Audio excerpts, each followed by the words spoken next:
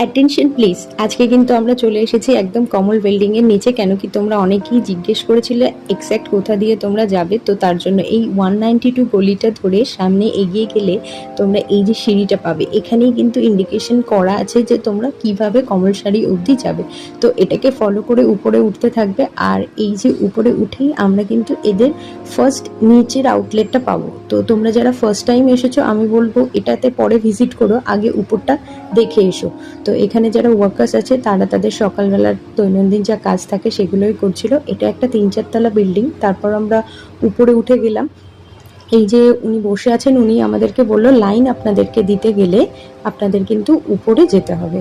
তো উপরে গিয়ে দেখি হ্যাঁ, আমার আগেও অনেক মানুষ এখানে এসে বসে আছে। এই যে মন্দিরে তোমাকে লাইনটা দিতে হবে, তো এখান থেকে ওনারা ডেকে নেবেন যারা যারা আছেন পরপর। পুজো কিংবা অন্য অকেশন পারপাসে কিন্তু এরকম লাইনটা বিশেষত